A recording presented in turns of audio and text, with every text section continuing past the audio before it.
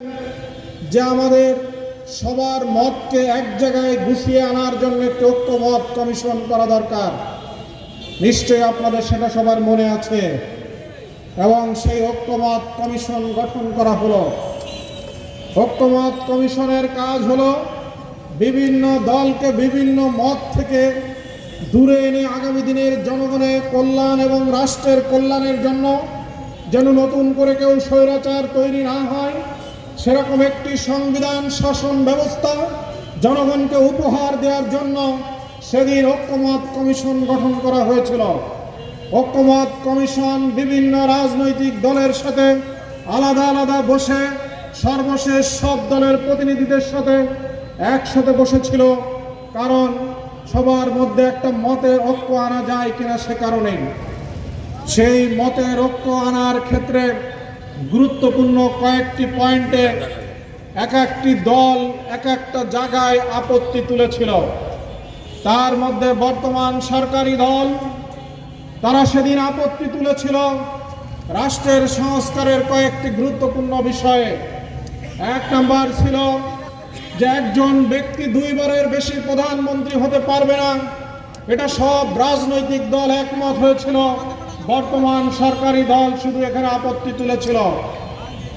সেদিন সব রাজনৈতিক দল একমত হয়েছিল প্রধানমন্ত্রী এবং রাষ্ট্রপতির ক্ষমতা এটা একটা ভারসাম্যপূর্ণ জায়গায় আনতে হবে।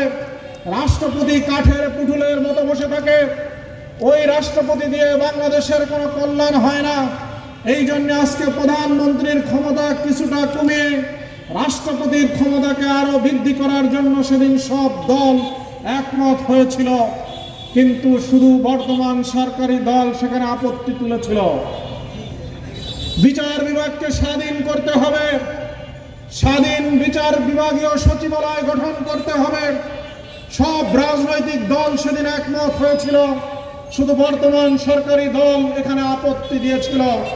কিন্তু দুর্ভাগ্য জাতির, এই সরকারি দলে বর্তমান সরকারের মাননীয় প্রধানমন্ত্রী জনাব তারেক রহমান যখন শেখ হাসিনা ক্ষমতায় ছিল, লন্ডনে বসে 31 দফা আমাদের সামনে পেশ করেছিল আগামী দিনের রাষ্ট্র সংস্কারের জন্য। সেই জায়গায় একটা কথাই উল্লেখ ছিল, প্রশাসন বিভাগ থেকে বিচার বিভাগকে আলাদা করা হবে, বিচার বিভাগের আলাদা একটি সচিবালয় গঠন করা হবে। কে বিচারপতি হবে, বিচারপতির বদলি নিয়োগ সব সেই সচিবালয় দেখবে। কোনো সরকার রাস্তার উপরে কোনো খবরদারি করতে পারবে না। এই কথাটা তিনি আমাদের শেখ হাসিনা পলায়নের আগে উনি এই কথা লন্ডন বসে 31 দফায় বলেছিলেন।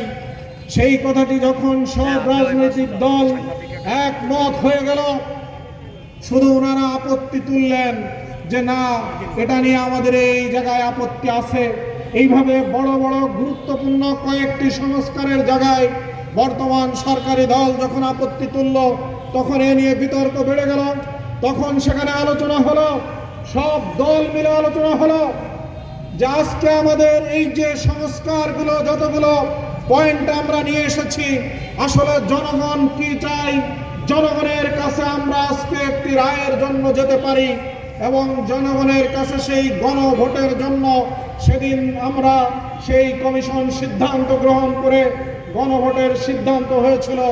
আমরা সবাই বলেছিলাম গণভোট আগে হোক, বর্তমান সরকারি দল বলেছিল গণভোট একই দিনই হোক। এটাই ছিল তাদের প্রস্তাব এবং শুভঙ্করের ফাঁকি। সংগ্রামী নড়াইলবাসী, গণভোট হলো। প্রথমে হ্যাঁ পক্ষে ভোট আমাদের বন্ধুরা চাই নাই। যখন জনগণ সমালোচনা করতে লাগলো, ঠিক তখন মাননীয় প্রধানমন্ত্রী বর্তমান তিনি রংপুরে দাঁড়িয়ে প্রথম হ্যাঁ পক্ষে ভোট চেয়েছিলেন, ঠিক কিনা? আজকে হ্যাঁ জয়লাভ করার পরে আমাদের একজন মন্ত্রী আছেন যিনি সর্বমন্ত্রী হিসেবে পরিচিত, সব মন্ত্রণালয়ের মন্ত্রী তিনি, যিনি প্রধানমন্ত্রীর উপরে প্রভাব বিস্তার করে থাকেন। আমরা অবাক দৃষ্টিতে খেয়াল করি, মাননীয় প্রধানমন্ত্রী সংসদে থাকেন, আবার উনি চুপ করে বসে থাকেন। সংসদে প্রধানমন্ত্রী উপস্থিত থাকা অবস্থায় প্রধানমন্ত্রীর পক্ষে কোনোদিনও কোনো মন্ত্রী কথা ইতিপূর্বে বলি নাই। কিন্তু আজকে সেই মন্ত্রী প্রধানমন্ত্রীর মুখে টেপ লাগিয়ে উনি প্রধানমন্ত্রীর পক্ষেই সংসদে কথা বলেন। এটা বাংলাদেশের গণতান্ত্রিক রাজনীতিতে এক নতুন দৃষ্টান্ত, সংসদীয় রাজনীতিতে অবাক করা এক দৃষ্টান্ত। সেই মন্ত্রী আজকে বলছেন গণভোটের যে বিষয়ে ভোট দিয়েছে মানুষ ওটা সবাই ভালো বোঝে না, না বুঝেই ভোট দিয়েছে। আমি বুঝলাম সবাই ভালো বোঝে না, কিন্তু আজকে আপনার যিনি প্রধানমন্ত্রী তিনি কি গণভোটের এই পয়েন্টগুলো সেদিন বোঝেন নাই? যদি বুঝে থাকেন তাহলে আজকে কেন তিনি হ্যার পক্ষে সেদিন ভোট চেয়েছিলেন? আজকে আমরা এটা মনে করছি আপনার সেদিন হ্যার পক্ষে ভোট চাওয়া এটা ছিল জাতির সাথে প্রতারণা। এবং আপনি আজকে বলছেন আমরা 4.5টা পয়েন্ট আছে, 3.5টা পয়েন্টের সাথে একমত, অর্ধেকের সাথে আমরা একমত না। তাহলে সেদিন কেন ওই হ্যার পক্ষে ভোট চাওয়ার সময় একথা বলেন নাই? জাতির সাথে আপনারাই বলেছেন ইলেকশন দেরি হয় কি হয় না, কবে দেয় কি দেয় না, এই জন্য তাড়াতাড়ি আমরা রাজি হয়েছিলাম।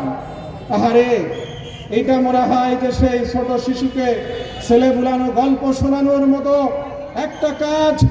আপনারা আজকে নিজেরা এটা জাতির সাথে 100% প্রতারণা করেছেন।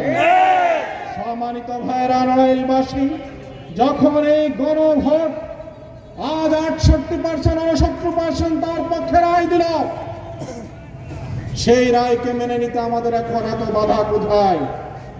এবং এই রায়কে মেনে নিতে হবে। আমরা এই রায় মেনে নেওয়ার জন্য দাবি তুলছি। আপনারা কাউকে কাউকে পথে ঘাটে হামলা করছেন, চক্ষু তার আজ নষ্ট হয়ে গেছে একটা 18 বছরের সন্তানের। আজকে আপনারা যেখানে সেখানে মানুষের উপরে জুলুম নির্যাতন করছেন, এটি আসলে খুব ভালো কোনো লক্ষণ নয়। আমাদেরকেও কেউ কেউ হুমকি দিচ্ছেন যে না, পরিণতি আগের মতো হবে। তা পরিণতি যদি আগের মতো হয়, আমরা 1500 বছর এমন পরিণতি বরণ করেছিলাম, আমরা সে আগের মতো পরিণতি যদি বরণ করি, তাহলে 15 বছর পরে এসে যারা পরিণতি বরণ করে উড়ে চলে গেল, এখন যারা এই ভয় দেন তাদের আবার কবে উঠতে হবে? আমরা তো জানি না কবে আপনাদের উঠতে হবে। পরিণতি যদি ওই দিকে ভয় দেখান, তাহলে যারা আজ বিদায় নিয়েছে ঠিক ওর থেকে নির্মমভাবে বিদায় নেওয়ার প্রস্তুতি রাখো। কিন্তু আমরা চাই না বাংলাদেশে কোনো অশান্তি হোক। জনগণের রায়কে মেনে নেন। জামাত ইসলামীকে ভয় দিয়ে লাভ নাই। একসাথে আপনাদের সাথে 18 বছর সংসার করেছি। ছাত্র জীবনেও আমি আপনাদের সাথে জোটবদ্ধ আন্দোলন করেছি।